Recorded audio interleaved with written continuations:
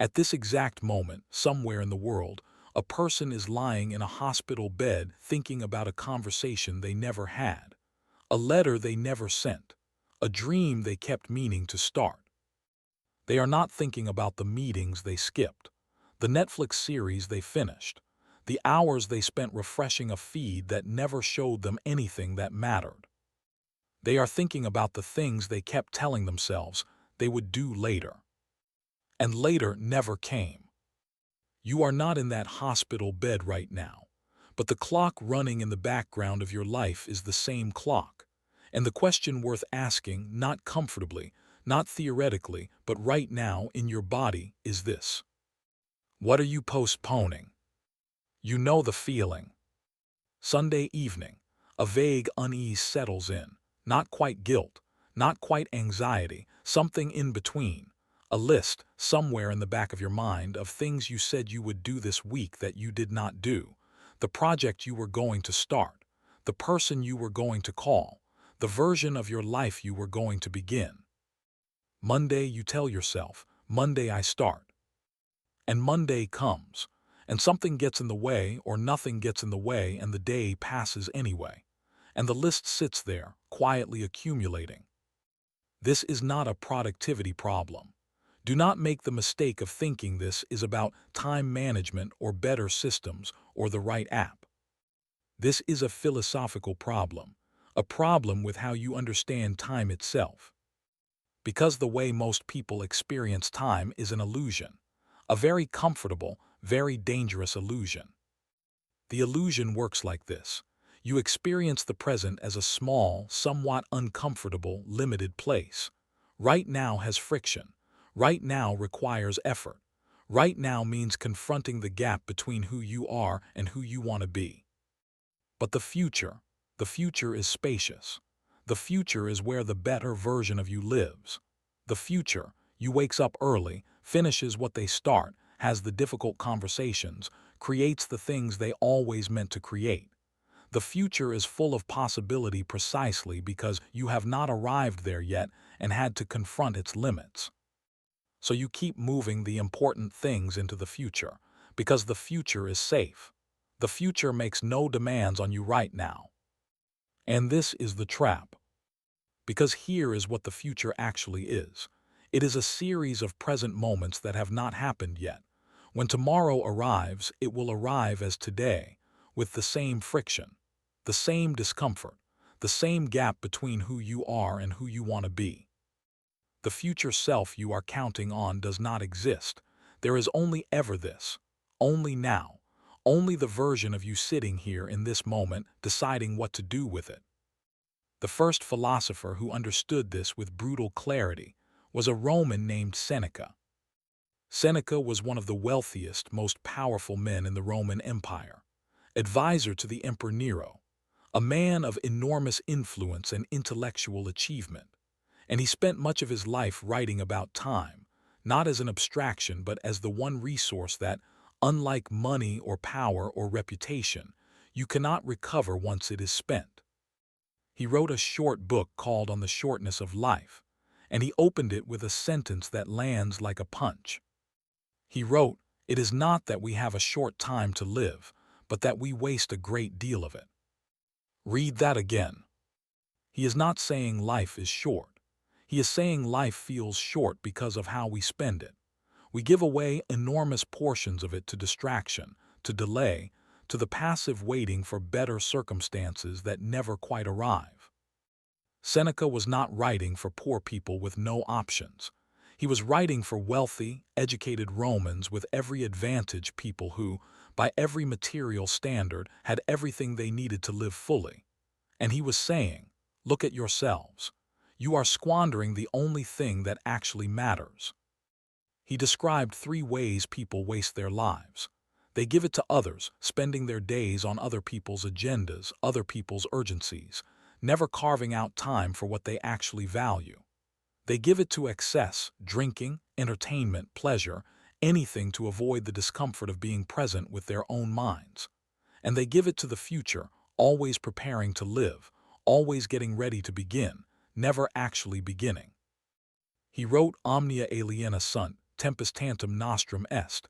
Everything is alien to us. Time alone is ours. Think about that. Your time is the only thing that is truly yours. Your money can be taken. Your reputation can be destroyed. Your health will eventually fail. But right now, this moment, the way you choose to spend the next hour, that is yours. It belongs to no one else. And most people are handing it away without even noticing. Now here is where it gets harder. Martin Heidegger was a 20th century German philosopher, difficult to read, dense to the point of sometimes impenetrable. But underneath all the complexity, he had one central insight that is among the most important ideas in Western philosophy. He said that most human beings live in a state of what he called inauthenticity, not that they are lying to others, that they are lying to themselves about one specific thing: their mortality. Heidegger argued that we spend almost all of our lives acting as if we are not going to die. Not consciously. We know intellectually that death will come, but we live as if it is not really our concern, as if it will happen to other people or to a version of ourselves so far in the future that it doesn't need to be factored into today's decisions. He called death Dasein's own most possibility, your most personal, most unavoidable, most certain possibility, the one thing that is uniquely and absolutely yours.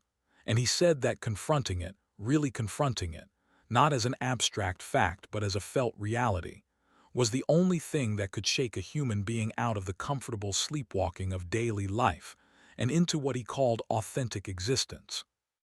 Authentic existence. It means living as if your time is actually limited, because it is. When you truly feel the reality of your own death, not morbidly, not with despair, but clearly, calmly, honestly, something shifts. The question of what to do with today stops being a question you can defer. It becomes urgent, not in a panicked way, in a clarifying way. The things that matter become obvious. The things that do not matter become obviously unnecessary. The relationship you have been avoiding becomes unavoidable. The work you have been postponing becomes the work you need to begin today. Heidegger called this being toward death, living with your mortality in front of you as a constant, quiet presence, not to make you miserable, to make you awake. Buddhism arrives at the same place from a different direction. The Buddha's teachings on impermanence, the Pali word is anicca, are not a philosophical abstraction. They were designed to be practiced daily in the body. The Buddha encouraged his monks to meditate in charnel grounds, places where bodies were left to decompose, not as a morbid exercise, as a direct confrontation with the reality that this body, this life, this moment is temporary, and that forgetting that fact is the source of enormous suffering and enormous waste. There is a traditional Buddhist meditation practice called Maranasati, mindfulness of death. The practitioner contemplates in detail the certainty of their own death, not when, not how, simply, this will end. This breath could be the last. This day is not guaranteed to be followed by another. The purpose is not fear, the purpose is presence.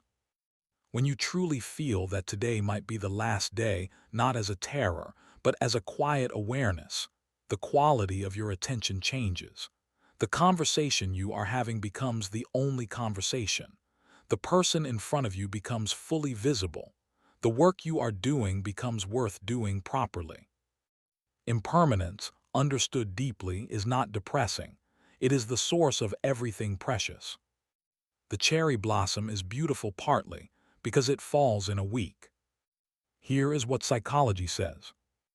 The psychologist Roy Baumeister spent decades studying what he called the future self problem. Brain imaging research has since confirmed what he suspected.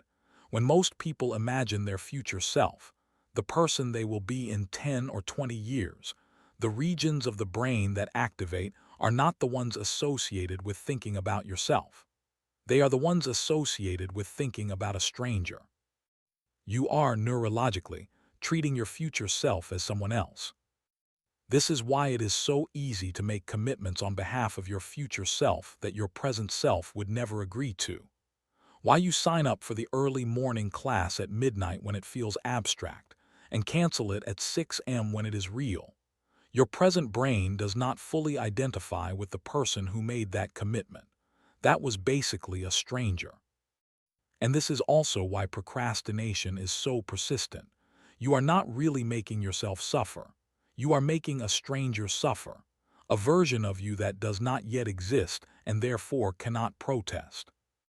When psychologists help people develop a stronger, more vivid, more emotionally connected sense of their future self, through writing exercises, through visualization, through imagining in concrete sensory detail what their life would look like at different ages, the procrastination decreased.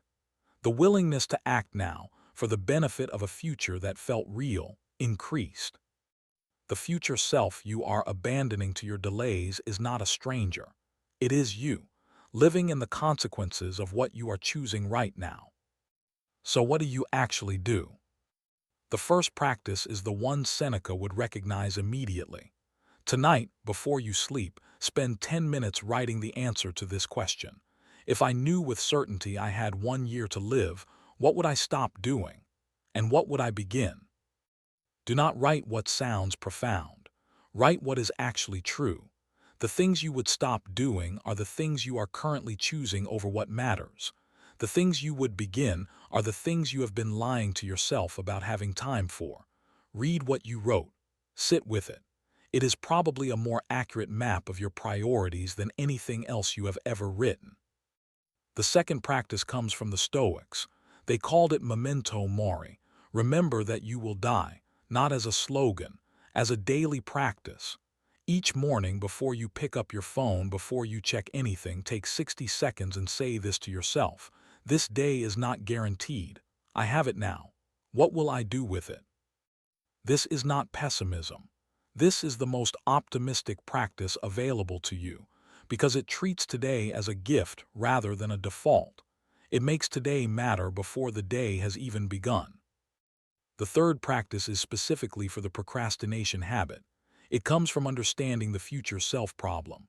Whatever you have been postponing, identify the single smallest possible first action. Not the project, not the plan, the first action. The one thing that takes 5 minutes or less that moves you one step toward it. And do it today, not tomorrow, today. Not because 5 minutes will complete the thing, but because it breaks the spell. Because it proves to your nervous system that beginning is survivable, that the friction you have been avoiding is real but manageable, that your future self is worth something to your present self right now. You are going to die. Not today, hopefully. Not soon. But the clock is running whether you watch it or not. The days are passing whether you spend them well or poorly. The conversations you are postponing are being postponed in real time, in a real life, that is actually happening right now and will not rewind. Seneca wrote from the wealthiest house in Rome about the poverty of wasted time.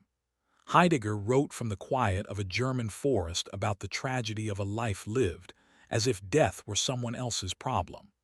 The Buddha sat under a tree and understood that the present moment is the only moment that has ever existed or will ever exist. They are all saying the same thing, in different languages, across different centuries, with different levels of urgency. Stop waiting for the right time. There is no right time. There is only this time. The version of you that was going to start tomorrow has been postponing for years. The version of you that begins today, imperfectly, incompletely, without all the right conditions in place, is the only version that will ever build anything real. Tomorrow is a beautiful story you tell yourself tonight. Today is the only place anything ever happens.